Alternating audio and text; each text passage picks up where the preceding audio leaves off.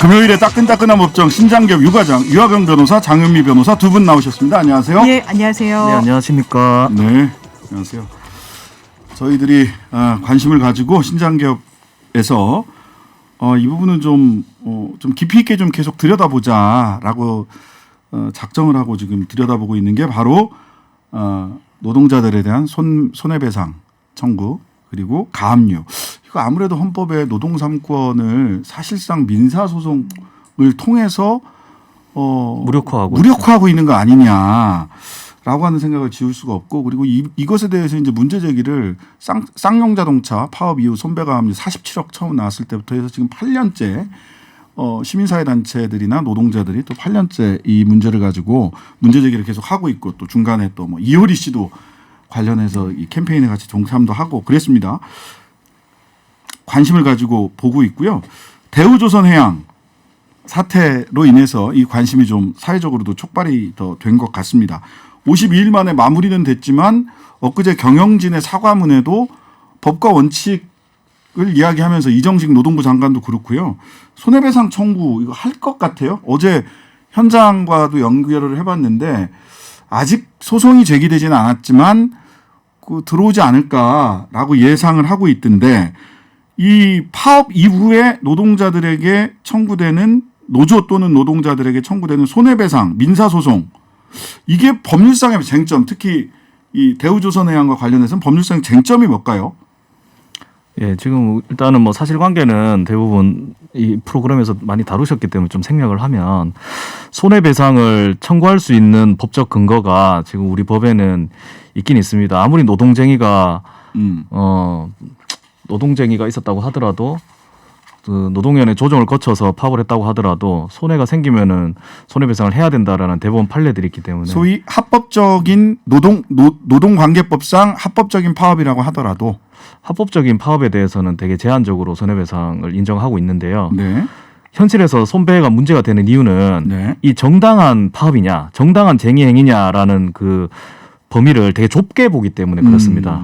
우리 법과 판례는 파업의 주체, 절차, 목적, 방법 중에 어느 단 한 가지라도 갖추지 못하면 정당한 쟁의가 아니라고 판단하고 있어요. 네. 그러니까 이 판단 기준에 문제가 되는 판단 기준이 뭐냐면 2011년 대법원 판례로 거슬러 올라가는데, 이때 대법원에서 전국 철도 노동조합 파업과 관련해서 회사 측이 제기한 70억 원의 손해배상을 인정을 했던 바가 있습니다. 이 내용이 주체, 단체 교섭의 주체가 될 수 있는 자여야 한다. 그리고 단체 교섭과 관련한 근로조건의 유지 개선 등을 목적으로 해야 한다. 그리고 시기와 절차도 법령에 따라 정당해야 하고 폭력이나 파괴 행위 등을 수반하지 않아야 된다라고 조건을 좀 길게 나열을 하면서 이 조건들을 되게 까다롭게 심사를 했습니다. 그러니까 판사의 재량이 되게 많이 그 좌지우지하는 사건이 이 파업에 대한 손배 청구인데요. 그래서 여튼간에 이 당시에 이 철도 노조에 대한 대법원 판례가 이렇게 나오고 난 이후에 그 파업의 정당성을 되게 좁게 지금 해석을 하고 있고요. 그래서 지금 되게 문제가 되고 있죠. 그러면 대우조선해양 같은 경우도 그러면 이 파업이, 그 하청지의 파업이 합법적, 적법한 파업이냐라는 게 하나의 쟁점일 거고. 그렇습니다. 그다음에 하나는 실제 손해액이 얼마냐. 그리고 이 손해가 노동자들의 파업으로 인한 것이냐라고 하는 인과관계가 있어야 되겠죠. 이 정도가 이제 쟁점이 될 것 같아요. 맞습니다. 그래서 사실 헌법상 보장된 권리인 부분이 분명히 있고요. 노동상권을 보장해 줄 수 있도록. 다만 이 실무에서 헌법상 보장된 이 권리를 행사하는 과정 중에 뭔가 불법성을 띠게 되면, 그리고 지금 짚어주신 대로 불법적인 요건은 이 판례가 정확하게 좀 설치하고 있는 부분이 있습니다. 이게 노조가 주체가 됐느냐, 그리고 어떤 노동의 건의 향상을 위한 이슈로 파업에 이르렀느냐. 그러니까 정치 파업 같은 거 하지 말라는 거예요. 그리고 그 노조의 어떤 찬반 투표 절차를 거쳤느냐, 그 방법이 상당한 범위 내에 있었느냐와 관련해서인데, 사실 이번 이 대우조선해양 사안으로 좁혀서 들어가 보면 사실 노동조합법에 이런 규정은 있습니다. 건조 중인 선박에서의 점거, 그리고 이런 쟁의 활동은 상당히 제약적으로 인정해주는 규정이 있는 건 사실이에요. 그래서 아마 이 법원당에서 이 뭐 거의 1제곱미터에 상당하는 누울 수조차 없는 곳에서 이렇게 노동행위를 또 벌이시기도 했고 한데 이 부분과 관련해서 그럼 퇴거를 하라라는 가처분이 인용됐던 부분이 있었거든요. 아마 법원이 이런 근거 규정에 좀 전제해서 불법적으로 좀 의율한 부분이 있어 보이고 그런데 이런 부분을 떠나서 사실 파업을 하기 이전 단계에서 이게 판례 설식에서 딱 정한 이런 규정들이 될지 안 될지는 사실 파업하기 전에 좀 알지 못하는 부분이 있어요. 그렇죠. 내가 하는 쟁의 행위가 이게 상당한 범위 내인가 아닌가. 그렇다면 사실 파업이라는 어떤 그리고 스트라이크가 수반하는 기본적인 어떤 그런 행위들에 대해서 노동자 스스로 좀 제약할 수밖에 없게 되는 그런 효과는 분명히 낳게 되는 것 그러니까 같습니다. 너무 소위 합법 파업이라고 하는 범위를 너무 좁게 지금 그 합법 파업하기가 진짜 어렵더라고요. 너무 노조 어려워요. 입장에서는. 예, 거의 진짜 외부에서 볼 때 예. 정말 평화적으로 앉아서 문화제하고 예. 그냥 침묵 시위하고 1인 시위하고 이 정도가 아니고 음. 건물에 들어가서 점거를 한 며칠 한다거나 아니면은 목소리를 높여가지고 노동자들이 쫓기 있고 행진을 한다거나 네네. 이게 사내에서 발생하게 되면 네. 이거는 어쨌든 간에 며칠이라도 뭐 영업에 손실이 있고 이 파업 행위 자체가 이렇게 평화적으로 해도 되는데 굳이 행진하고 소리 지르고 다른 사람들 업무까지 피해를 입히면서까지 해야 되느냐라는 네. 좀 판사들의 좁은 시야가 작용할 수 있는 여지가 크다는 겁니다. 저는 뭐 개인적으로는 이렇게 노동 사건 하다 보면 우리나라의 판사님들이 소위 노동 3권과 노조법을 왜 따로 만들었는지 민법의 특별법이거든요. 그러니까 민법만 공부하셨나 하는 생각이 들 정도로 민법 750조만 자꾸 적용을 하는데 우리 노동 3권이라고 하는 것은 헌법 33조에 예. 노동조합 만들어서 사회를 불편하게 만들라라고 하는 법이 바로 노동 3권이고 그렇죠. 우리 노동조합법에서 보장하고 있는 쟁의행위라는 것도 산업시설이나 그 업무 자체를 일시적으로 스탑시키라는 거거든요. 그렇죠. 근데 판사님들이 노동법을 잘 고려를 안 하고 민법 750조에 따라서 파업했어? 손해가 발생됐어? 인과관계가 인정되네? 불법 파업. 이렇게 하는데 좀 예, 민법 750조가 불법 행위와 관련된 예, 불법 행위인데. 예, 관련된 예. 민법의 규정이거든요. 그리고 한 가지 신 변호사가 아까 여쭤보셨을 때 합법 파업에 대해서는 어떻게 해야 되냐? 손해배상 청구를 제한하고 있습니다. 우리 법에서. 네. 노동조합법 3조에서 손해배상 청구의 제한이라고 해서 네. 사용자는 단체 교섭 또는 쟁의행위, 그러니까 정당한 쟁의행위로 인하여 손해를 입은 경우 노동조합 또는 근로자에 대하여 그 배상을 청구할 수 없다라고 아주 훌륭하게 명확하게 규정이 법에는 되어 이렇게 있습니다. 돼 있는데 그럼 근데 정당한 정의행위. 예. 이걸 판사님들이 너무 좁게 보기 때문에 사용자들이 신이 나가지고 예. 경찰들도 신이 나서 수사를 하고 이렇게 손해배상 청구하는 거죠. 자, 이런 질문이 왔습니다. 어제 사실 이탄희 의원이 이상민 행안부 장관에게 그젠가요? 네. 하면서 불법 네. 파업이냐, 불법이라고 너무 노동자들 먼저 예단한 거 아니냐. 그랬더니 불법이 맞다. 근데 왜 한마디도 사측의 불법 행위에 대해서는 이야기하지 않느냐. 거기까지 가서 이렇게 1제곱미터 안에 몸을 숨길 수밖에 없었던 건 사측의 구사대라든지 사측의 불법 노동행위나 불법 행위가 있었기 때문이지 않느냐라는 얘기를 했는데 그것과 연관된 질문입니다. 4404님께서 사측의 불법 행위는 손해배상 청구에 영향을 주게 되나요?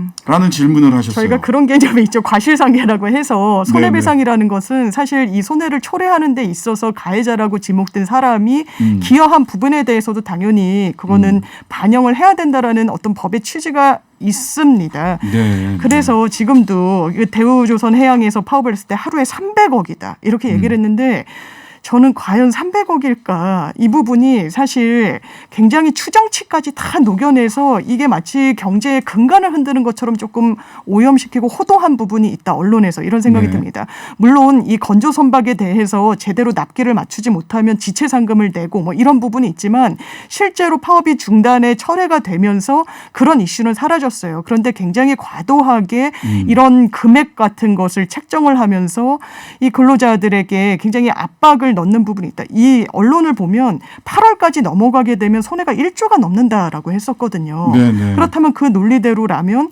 실제로 그러면 파업에 참여한 근로자들에게 공동 불법 행위를 한 데 대해서 이 배상금, 손해로 책정된 금액을 연대해서 책임을 물리겠다라고 하면 이건 생계에는 유지가 안 됩니다. 이 몇천억을 낼 수 있는 사람이 어디 있겠습니까? 그러면 이런 부분과 관련해서도 이제 언론뿐만 아니라 법원 전부 다 좀 전향적인 사고를 해야 될 부분이 분명히 있어 보입니다. 우리 형법에서도 사회상규에 어긋나지 아니하는 행위는 처벌하지 않는다라는 규정이 있고요. 그렇죠. 정당행위라고 하거든요. 이 당시에 이탄희 의원의 설명에 따르면 구사대 수십 명이 하청 노동자 한 명에게 달려들어서 폭행하고 여성 노동자를 구석으로 몰아놓은 다음에 오도가도 못하게 만들고 그다음에 원청 노동자들 포함한 구사대들 뭐 이런 분들 그 카톡방에서는 하청 노동자를 뭐 어떻게 하겠다, 물리적으로 위해를 끼치겠다라는 협박들이 난무하고 그 카톡방에는 하청 노동자들도 같이 있었다고 해요. 네네. 그러니까 벼랑 끝에 몰린 이 노동자들이 계속 대화를 요구를 했던 겁니다. 네. 근데 수십일째 대화 요구에 응하지 않은 것은 회사고요. 네. 그래서 부득이 이런 상황에 처하게 된 그 현실에 대해서 살펴본다면 사회상규에 어긋나지 아니하는 행위로서 처벌하지 않을 개연성도 있다라고 저는 보이고 네. 민법에서 볼 때도 신의칙에 어긋나지 않는 사회통념상 합리화가 되는 사정이 있으면 손해배상 금액을 대거 삭감하거나 손해배상을 인정하지 않거나 이런 경우들도 있거든요. 네. 그래서 이 사안 같은 경우에는 정황이 노동조합 그 조합원들에게 유리한 정황들이 대단히 많고 반대로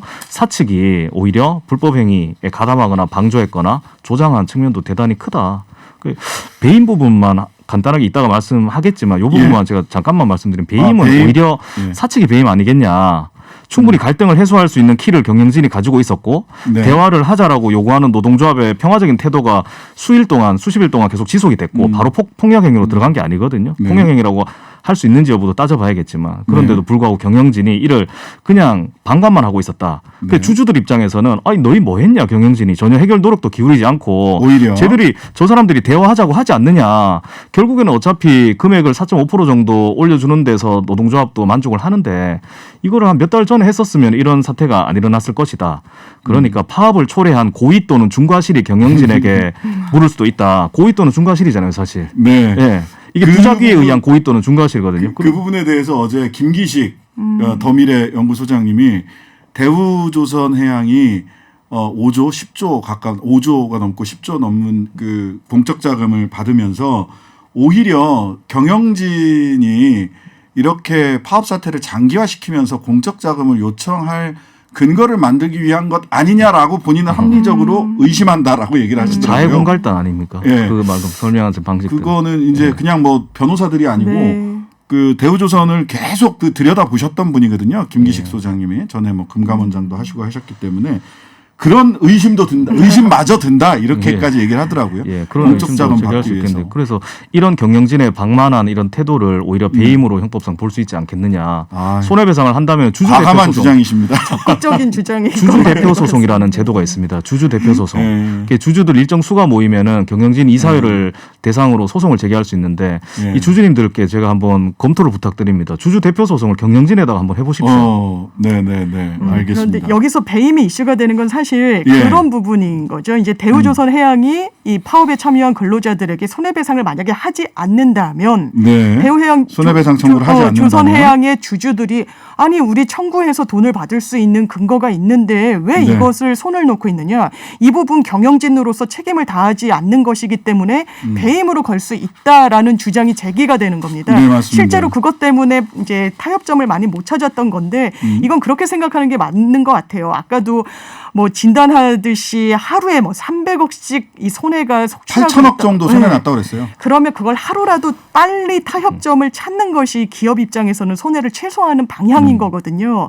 그렇기 때문에 중간에서 타절할 수 있는 그런 기회를 모색하는 게 배임에 반하는 행위지. 지금 변호사님 짚어주신 대로 네. 이걸 청구하지 않는다라고 해서 배임이다라고 하는 거 사실 전례도 많지 않다라고 합니다. 주주들이 이 부분을 문제 삼은 것도 사실 이런 넓은 맥락을 좀 봐야 되기 때문에 흔치 않는 부분이어서 그걸 빌미로 또 협상에 굉장히 소극적이었던 부분은 상당히 좀 아쉽습니다. 예. 그리고 대우조선해양의 최대 주주는 산업은행이고 산업은행은 정부가 100% 지분 갖고 있는 그렇죠. 정부가 다수 그 지분 갖고 있는 거잖아요. 정부 측 의지가 가장 중요하죠. 사실. 그럼 그건 물론 당연한 말씀입니다. 예. 장 변호사님 배임죄 부분에 제가 톤 다운해서 잠깐만 객관적으로 법률에 대해서 설명만 좀 드려도 네, 될까요? 네. 예.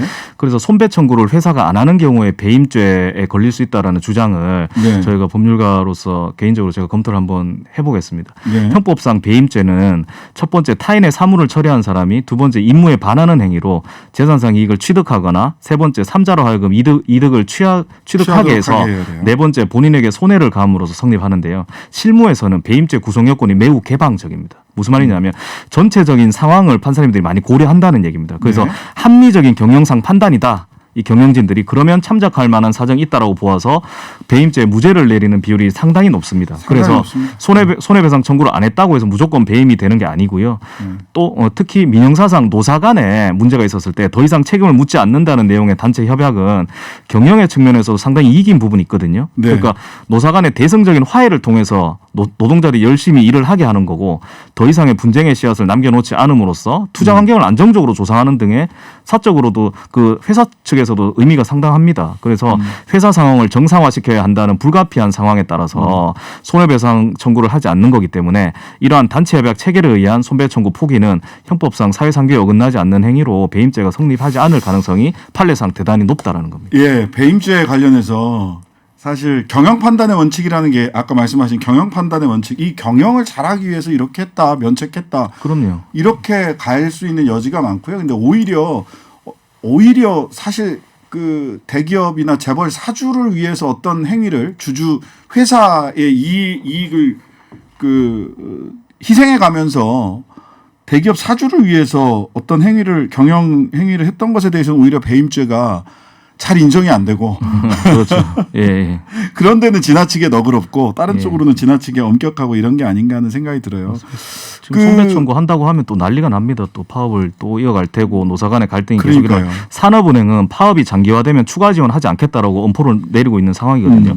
채권단이 만약에 자금 지원 중단하면 대우조선행 어떻게 파산합니다. 그러니까요. 파산합니다. 파산해요. 네. 이런 상황에서 경영진이 회사 정상화를 위해서 노조 제한을 수락해서 손배 청구를 포기한다고 하면 이는 산업은행에서도 문제 삼기 어렵습니다. 예, 8723님 대우조선해양의 적자를 메우기 위해 나라에서 막대한 자금을 지원했는데 저렇게 나오면 우리 시민들도 지원금 반환 청구 소송하면 안 되나요? 의견입니다. 뭐 쉽지는 않습니다. 11조 쏟아부었어요. 11조 쏟아붓습니다.